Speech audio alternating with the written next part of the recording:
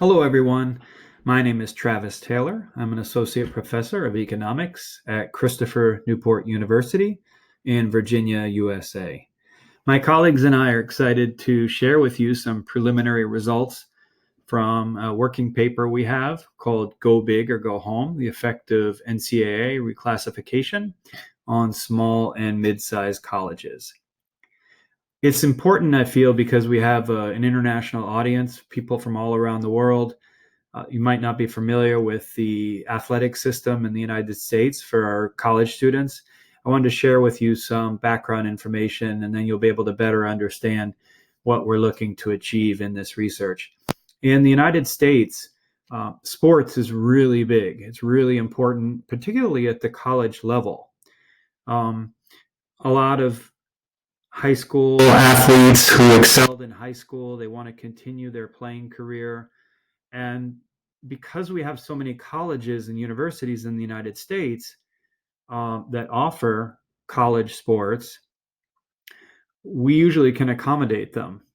Now, the governing body in the United States is called the NCAA, and the NCAA requires institutions to declare what the level of competition will be for that institution. So the institution, if it has the resources and if it has the interest in participating at a relatively higher level of competition, well, they have to meet certain resource requirements. So that's a whole other topic really, but I'll try to give you a little bit of background so you have some understanding if this is new to you. So colleges must determine which level of competition, which division is aligned with the institution's mission and vision. Non-trivial benefits and costs are associated with each division level. Resource requirements monotonically increase with division level, with Division 3 being the lowest and Division 1 being the highest. So if you're not familiar with the American college sports scene, I can tell you it's very big business. We're talking millions and millions of dollars, even if it's a loss leader, right? So a lot of college administrators ultimately determine that they will put forth a lot of money towards those athletic budgets, even if they're barely breaking even or if they're sustaining losses, because the thought is that it will add certain other benefits to the school. It could be prestige. It could be that thing called school spirit, esprit de corps. It could be maybe take the form indirectly with alumni giving and grants or applications and acceptance rates. There's all sorts of reasons why institutions might find it in their interest to play perhaps at a higher level of competition and get more visibility. Okay. But just to give you a brief overview, we're just talking about football. At Division 3, okay, there are no athletic scholarships for the student athletes. So there's no tuition waiver unless that student was able to get some sort of a partial or full other financial aid or an academic scholarship. There is no athletic scholarship. There are, for a football team, 36 scholarships available for a Division 2 institution. And then it jumps up at the Division 1 level.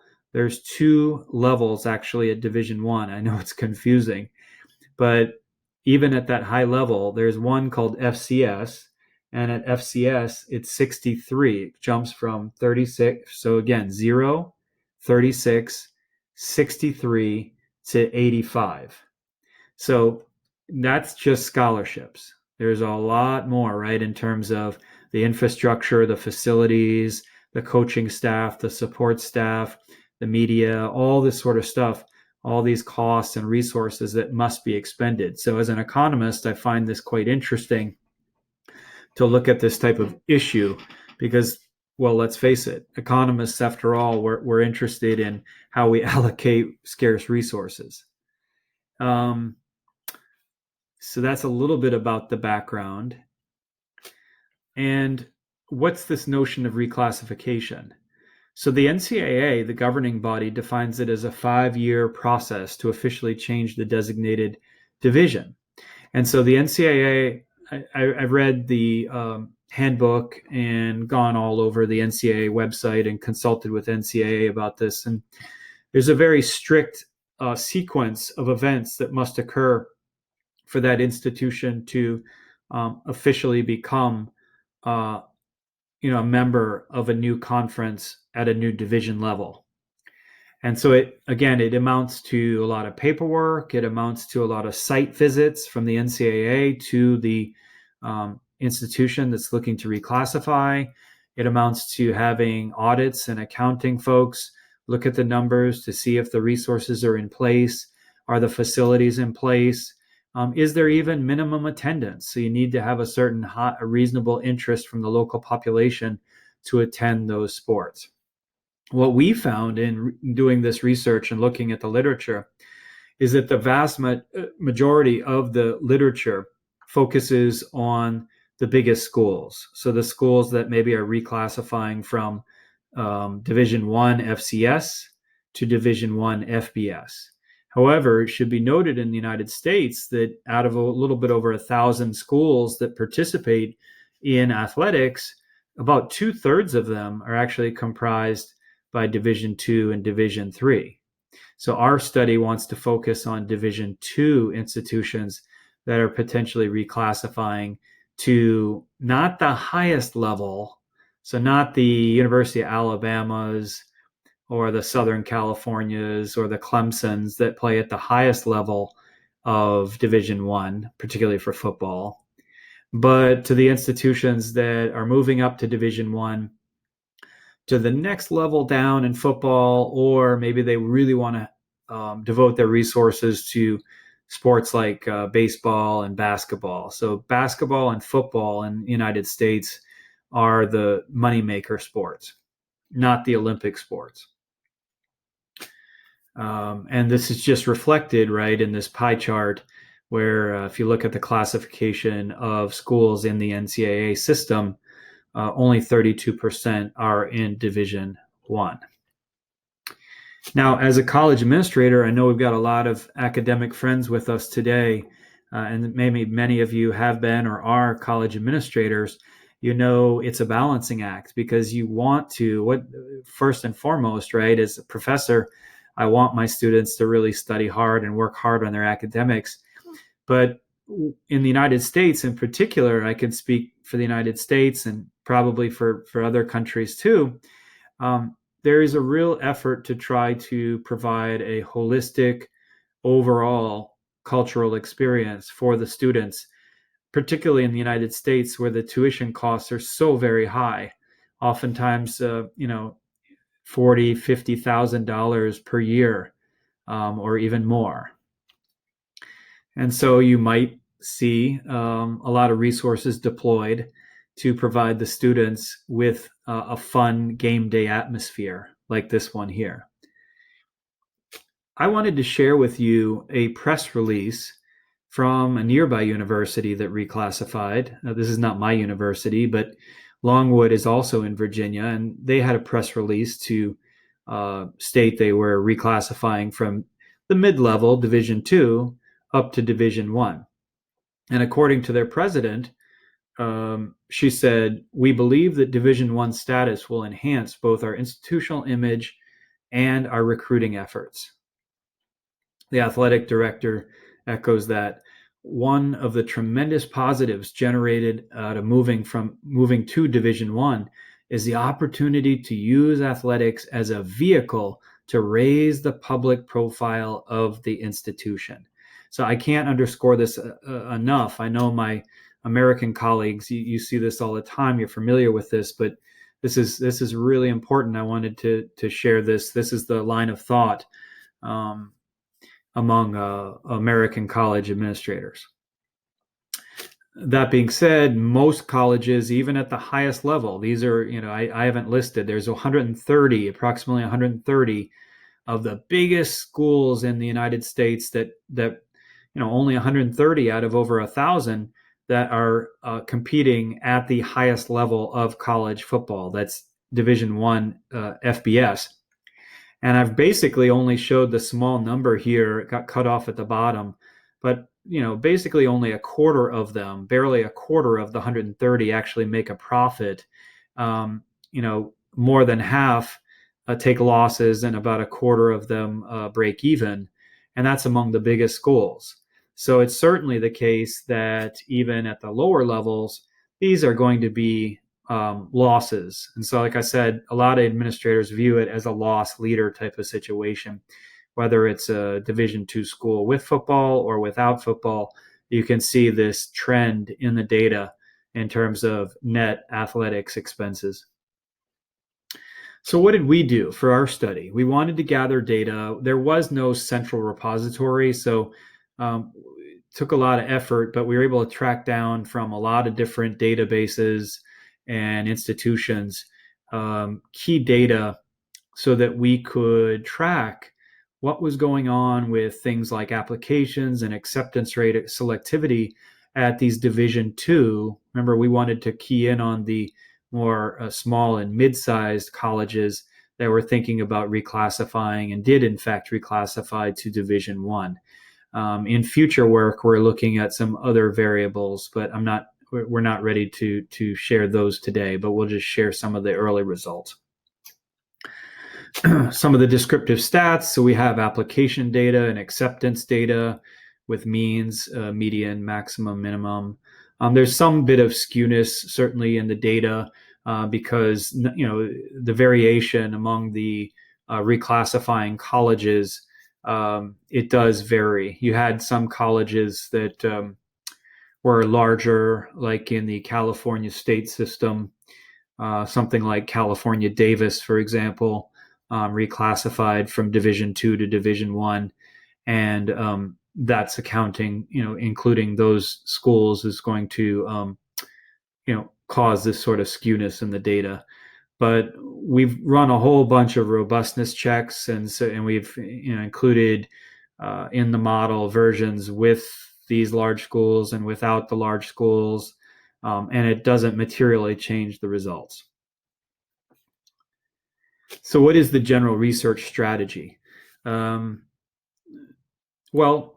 at the most basic level, we could look at the mean differences and just look at how the means of application data change from before the reclassification and after the reclassification. So that would be some categorical data here, right, where we do tests for equality of the means of applications. And our time period is 2001 to 2018, and you have various F and T tests in our database, right? This denoted in the dummy variable fashion as 0. This is before reclassification, and this is the year of reclassification and after reclassification.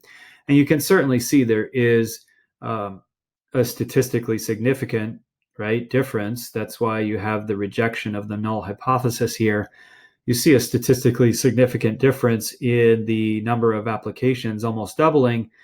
But the reason why we don't pay much attention to this, of course, is because we're not controlling for anything here. So the purpose of the panel model that we're going to present is we can control for some of the covariates and some basic underlying trends in the data that you can see with the partial autocorrelation function that's indicating a autoregressive one process there.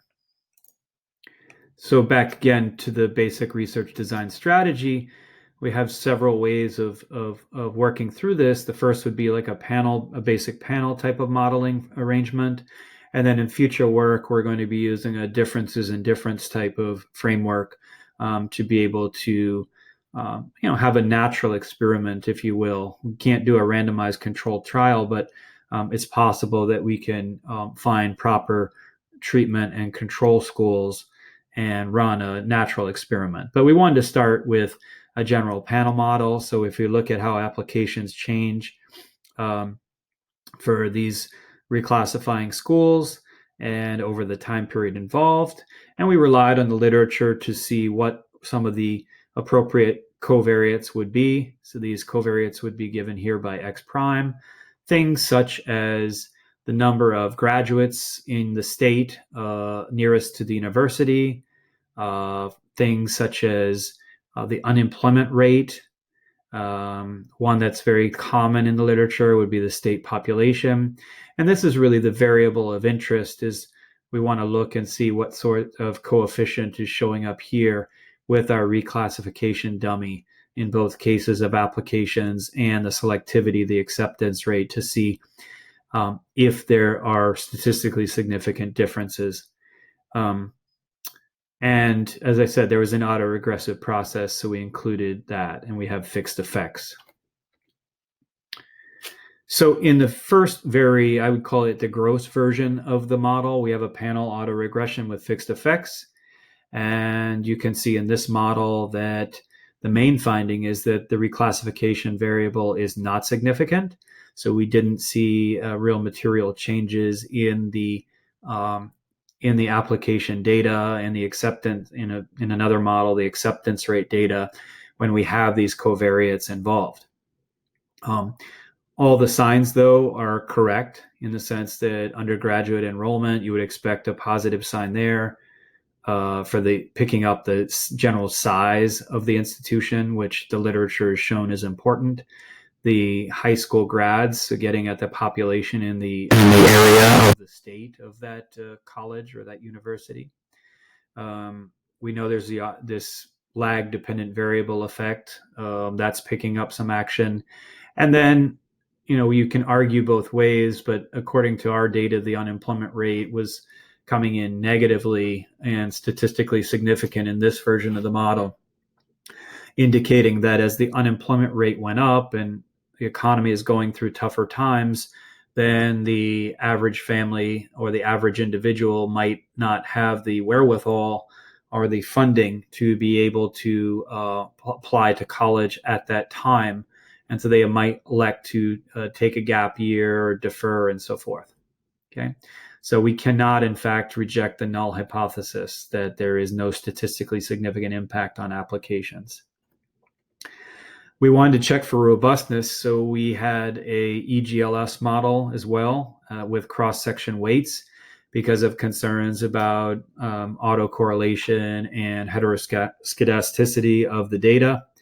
Again, we're seeing the common theme of you don't have that type of significance of reclassification. I wanted to make clear we tried different versions of reclassification, not just from the single official reclassification year itself, because we also wanted to check to make sure that if an announcement was made 3-4 years, 5 years before the official, we talked about the timeline for reclassification, oftentimes 3 to 5 years.